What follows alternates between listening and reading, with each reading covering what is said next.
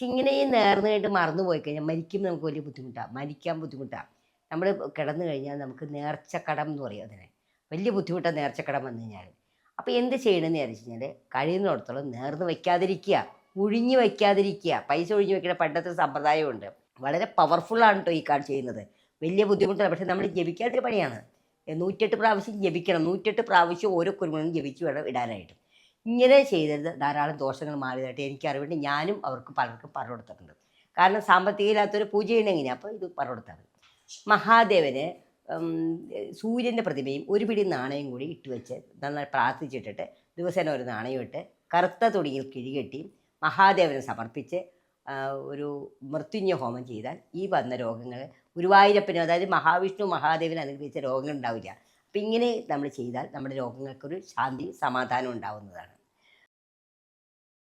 നമസ്കാരം.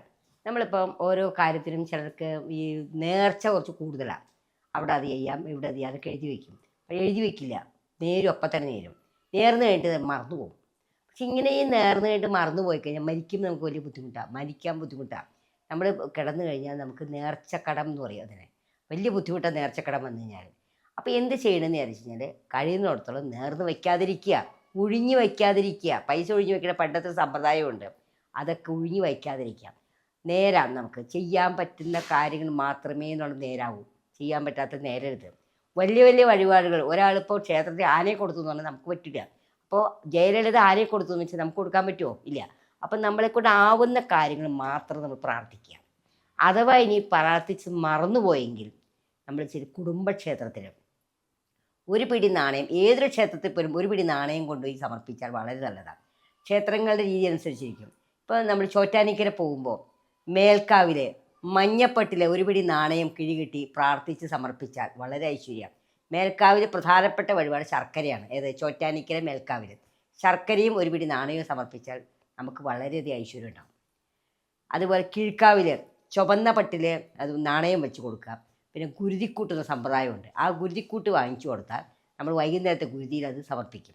വളരെ ഫലപ്രദമാണിത്. കൊടുങ്ങല്ലൂർ അമ്പലത്തിൽ പോകുമ്പോൾ ഇതുപോലെ ചുവന്ന പട്ടിൽ പിടി നാണയം വയ്ക്കാം. ഇപ്പം നമുക്ക് ഒരുപാട് ബുദ്ധിമുട്ടുകളുണ്ട്. ശത്രുദോഷം തോന്നുകയാണ്, ബുദ്ധിമുട്ടാണ്, സാമ്പത്തിക ബുദ്ധിമുട്ടുകളാണ്. എല്ലാ ബുദ്ധിമുട്ടും വരികയാണെങ്കിൽ നമ്മളിപ്പോൾ നോക്കിയിട്ട് നമുക്ക് പരിഹാരങ്ങളും ചെയ്യാൻ പറ്റില്ല. ഇപ്പോൾ ജ്യോതിഷെടുത്ത് ചാർട്ട് കിട്ടും, അത് ചെയ്യാൻ പറ്റിയെന്ന് വരില്ല. അങ്ങനെയുള്ള അവസരങ്ങളിൽ കുറച്ച് കുരുമുളക് വാങ്ങിക്കാം. ശുദ്ധമായ കുരുമുളക് വാങ്ങിച്ച് ഒരു പാത്രത്തിൽ മാറ്റി വയ്ക്കുക. വേറൊരു പാത്രത്തിൽ എടുത്തിട്ട് ദിവസവും 108 കുരുമുളക് എണ്ണി എടുക്കുക.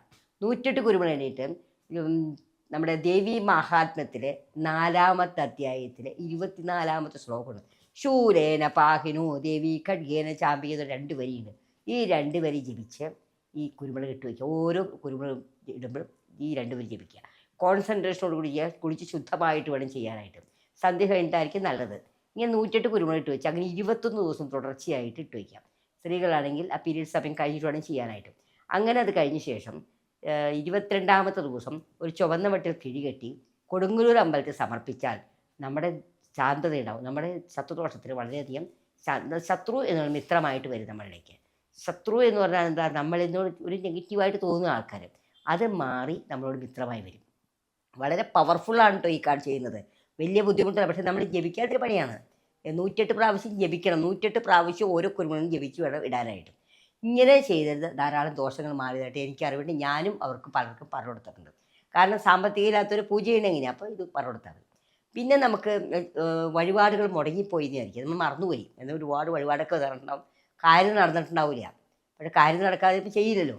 പക്ഷെ നമുക്കത് കഴിയുമ്പോൾ ആ ബുദ്ധിമുട്ട് വരുമ്പോൾ നമ്മുടെ കുടുംബക്ഷേത്രത്തിൽ ഒരു പിടി നാണയം നന്നായിട്ട് പ്രാർത്ഥിച്ച് അറിഞ്ഞോ അറിയാതെ എല്ലാ നേർച്ചകളും ഇവിടുന്ന് എന്നെ രക്ഷിക്കണമെന്ന് പറഞ്ഞ് അവിടുത്തെ ഭണ്ഡാരത്തിലിടാം.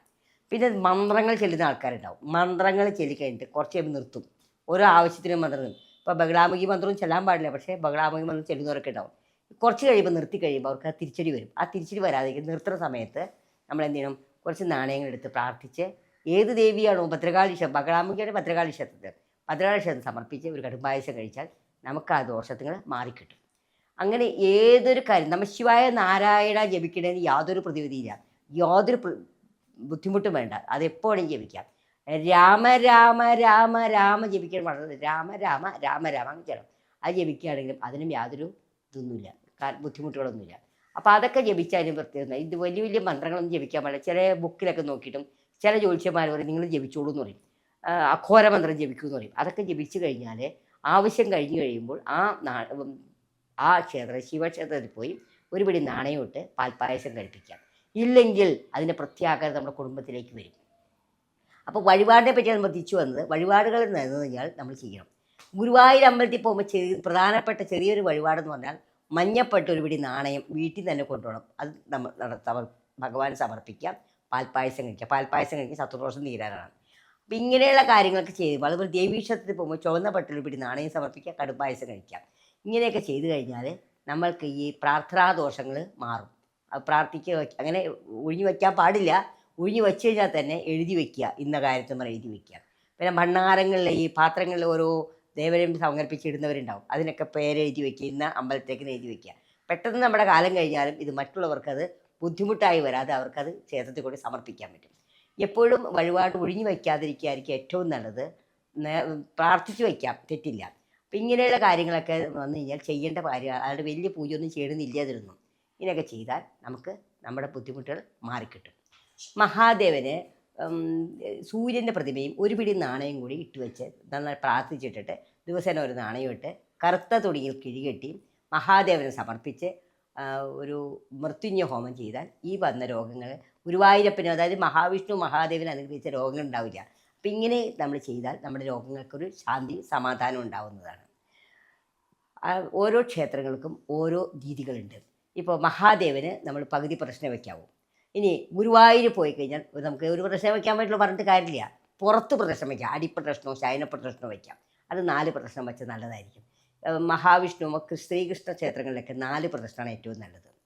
ദേവിക്ക് ഭദ്രകാളിക്ക് 4 പ്രദക്ഷിണം, അയ്യപ്പസ്വാമിക്ക് 5 പ്രദക്ഷിണം, സുബ്രഹ്മണ്യ സ്വാമിക്ക് 6 പ്രദക്ഷിണം. ഇങ്ങനെയൊക്കെയാണ് സാധാരണ വയ്ക്കാറ്. പക്ഷെ അത്ര വയ്ക്കാൻ പറ്റും വയ്ക്കുക, വയ്ക്കാൻ പറ്റില്ലെങ്കിൽ പ്രാർത്ഥിക്കാം. ഇത്തരം കാര്യങ്ങളാണ് എനിക്ക് പറയാനുള്ളത്.